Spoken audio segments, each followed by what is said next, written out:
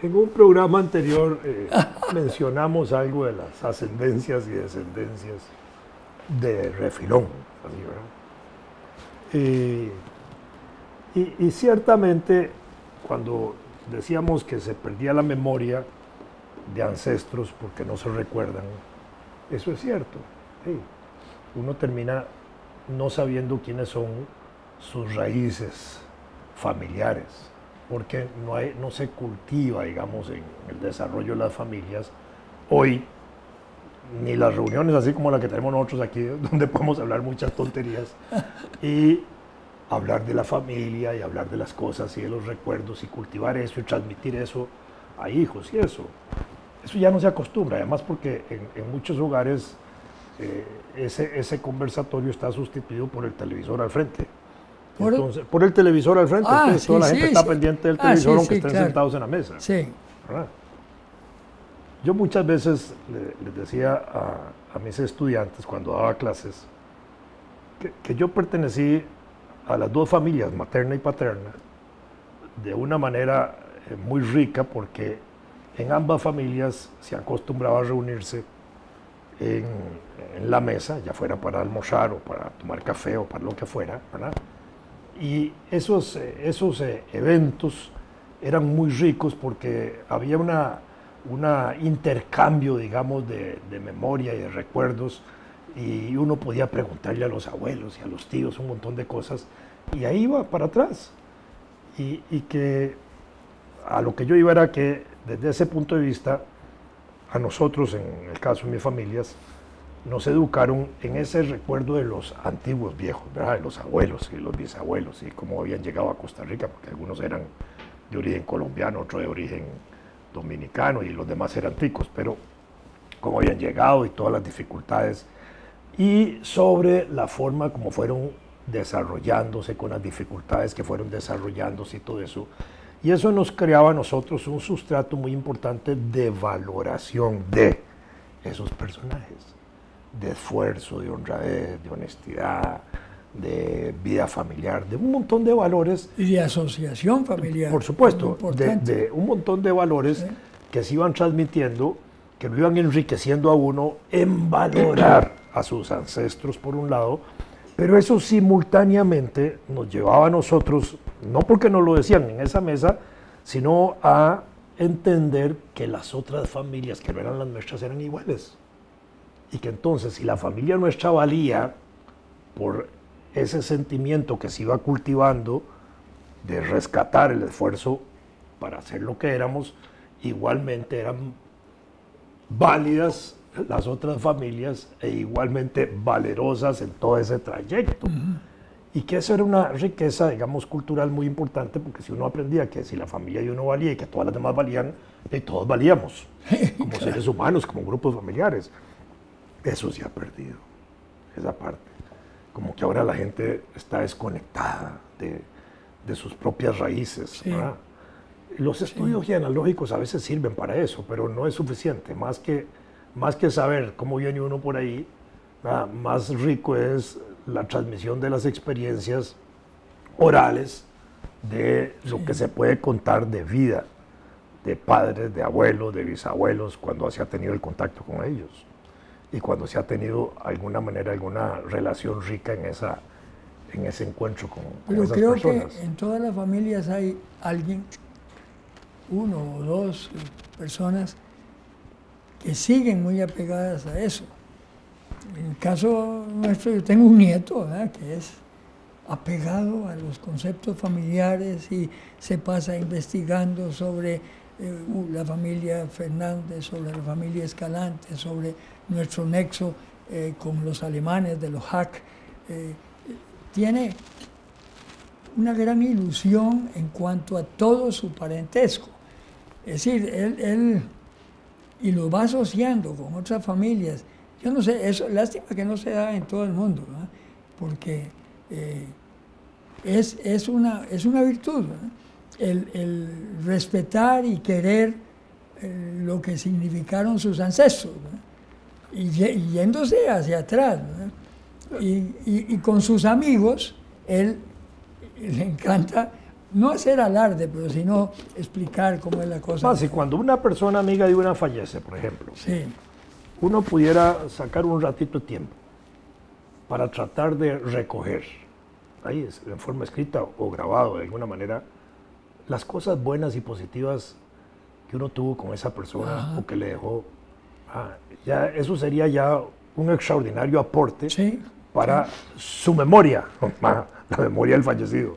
Pero si eso lo hicieran todas las personas que lo conocieron, sería muy rico para reconstruir vidas, para reconstruir sí, conceptos, para reconstruir. Cuando muere un joven, hace poco falleció el hijo de una prima mía, y después yo vi en las redes un montón de compañeros de él, amigos y amigas, diciendo cosas lindas de él, de lo inmediato, pero ninguno dijo alguna experiencia de vida con él. Yo decía, qué lástima que ese tipo de sentimiento no se tradujo en recordar experiencias de vida, porque permite reconstruir la vida de alguien joven. Sí. ¿Verdad? Y bueno, ese es el punto. Entonces, quienes nos oyen y quienes nos ven, digamos, estamos casi invitándolos a que hagan un esfuerzo también de compartir parte de sus experiencias de vida hacia abajo con sus hijos y nietos y hacia arriba recordando las cosas más positivas, digamos, que pueden habernos heredado padres, abuelos, tíos, familiares, ¿verdad? El problema es cuando se encuentra uno, un ancestro, con algún problema ético. Es parte de la familia. Sí, yo sé, pero digo, no es que sea problema, pero sí lo perturba a uno un poquito. Digamos que no se trata de buscar los pelos de la sopa de la familia, pero sí, tomarse la sopa tranquilamente. Sí. Bueno, pero es curioso. ¿Cómo se plantea se planteaba, o si aún se plantea ese tema en las sociedades tribales, digamos? Porque ahí el parentesco comienza a adquirir otro significado, ¿verdad? Por ejemplo, donde hay familias extendidas, pero realmente convivientes, ¿verdad? La familia extendida uno la puede reconstruir, de eso lo que está hablando. Sí. Me acuerdo una cosa que me sorprendió mucho una vez viniendo de allá del sur, de alguna tontera que andaba, me toca almorzar en un lugar que es ya no me acuerdo cómo se llamaba, un gran club que había ahí en el camino. Y me encontré con un montón de gente conocida y todos con una camiseta igual. Y era una convención de Fonsecas. Con el agregado de que entre los Fonsecas que estaban ahí había muchos que venían de Panamá. Recuerdo que el primero que reconocí fue a un profesor universitario que fue ministro de Agricultura, don Hernán. Bueno, ellos sí se reúnen. Hernán Fonseca Zamora. Recientemente se acaban de reunir en Panamá, yo vi ahí esposos. Claro. Pero lo conocí muy bien. Una cosa como realmente multitudinaria y también etariamente muy diversa, ¿verdad? Sí. Ministro de José Joaquín Trejos, creo que fue. Creo que Sí. creo de Carazo fue. Bueno. De Carazo. Sí, de Carazo. En todo caso, ahí estaba la Fonsecada. Me encontré, de Carazo. Me encontré, ahora que decís, me encontré a unos parientes de la familia de don José Joaquín Trejos. Por Fonseca. Lo cierto es que a mí en ese momento me dio por pensar, bueno, es que aquí se trata de una familia extendida como muy patentada, digamos, en el sentido de que hay un procedimiento que se ha establecido desde hace tiempo en que se reúnen. Esto en tiempos antiguos sería una tribu que llegarían todos con sus lanzas y sus espadas. Nosotros no tenemos ni camisas iguales ni nada, pero cada cierto tiempo, cada año, 2 años, se reúnen lo que llaman ellos, los muchachos, los primos Fernández y Escalante. Y entonces nos reunimos en alguna finca o en algo, y siempre te encontrás con gente que no te imaginabas, ¿verdad? Por ejemplo, me llamó la atención en una de las reuniones un pariente de don José Joaquín Trejos Fernández, que tenía la asociación, claro, por Fernández, y resultó también parte de ese primotiazgo, si es que cabe el término. Sí es bonito eso, porque de alguna forma conserva una cierta unidad de parentesco. En Sudamérica, en Brasil y en Venezuela, en las selvas amazónicas, hay todavía comunidades antiguas y algunas que de pronto son descubiertas, entre comillas. Hace algunos años sucedió algo parecido en Venezuela. Entonces los antropólogos venezolanos estudiaron esa familia, ese grupo indígena con mucha atención y describían un día normal de esa familia más o menos de la siguiente manera. Se levantaban muy temprano a la comunidad, los hombres salían inmediatamente todos a buscar algo que comer, mientras las mujeres en la mañanita se preparaban para esperar lo que traían de comida, y una vez que traían la comida, preparaban la comida y comían todos, ¿verdad? Descansaban un poco en la mañana, volvía a repetirse el ciclo al mediodía, los hombres se preparaban para ir a buscar comida para el mediodía, regresaban, las mujeres ya estaban atentas. ¿A dónde fue eso? En Venezuela. En Venezuela. Atentas, eso está escrito por un antropólogo, y el cuento es más largo. Atentos a lo que traían, y las mujeres de nuevo a su labor de cocinar, y preparaban la comida y comían todos, volvían a descansar. En la tarde se sucedía un fenómeno parecido, pero había una ceremonia previa, que antes de la comida, el más viejo de la tribu le hablaba a toda la comunidad de cómo era la historia de la tribu y les contaba todo el cuento de la tribu y toda la cosa. Y eso lo repetían todos los días. Es interesante porque era una manera de... Claro, de mantener vivo. De mantener viva la comunidad, claro, de mantener viva la tradición, de mantener la unidad del grupo, todo. Y me imagino que además... bueno, y ahí estaban, digamos, las personas, no me imagino, ahí estaban las personas vinculadas al más viejo, que iban como aprendiéndose todo el cuento, ¿verdad? Que tenían que después repetirlo. Sí, claro. Eso es tradición, fuerza. No, así claro, es. claro. Sí, claro. Ahora, Se ha perdido mucho pero en nuestro medio. Yo en medio, Hay nuestro medio, los muchachos jóvenes hay un inmediatismo la por la tecnología y todo eso. La forma como la civilización actual ha dispuesto las cosas. Uno dice la civilización como si fuera alguien o algo que puede disponer, y es cierto, pareciera tener vida propia. Sí, claro. Porque siempre uno dice ¿por qué los artefactos son tan importantes para unas sociedades y para otras no tanto, pero para todas son importantes, y poco a poco esa importancia se va volviendo cada vez mayor, y hasta el punto de que ahora es imposible discernir cuáles artefactos son prescindibles. Sí. Entonces, muchas de las relaciones entre las personas se dan por la necesidad de contar con esos artefactos, más que por la necesidad natural de comer o otras cosas. Fíjense que la hora de la comida ya no existe, ya no existe realmente. No. Cada cual come cuando se le ocurre. Sí, Claro. ¿Y por qué eso ocurre? Bueno, incluso en el medio fabril o profesional o el comercio, porque se cierran los comercios o se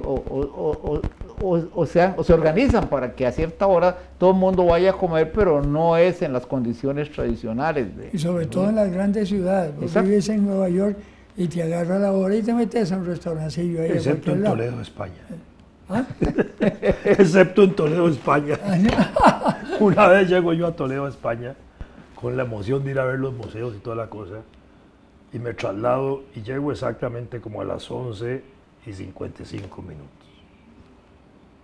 Y mientras me preparo para ir al museo, a las 12 cerraban todo, todo el pueblo. Y decía, ¿pero qué pasó aquí? No es que lo cerraron por mí. Hasta las 3 de la tarde. Sí, sí. A las 3 volvieron a abrir todo.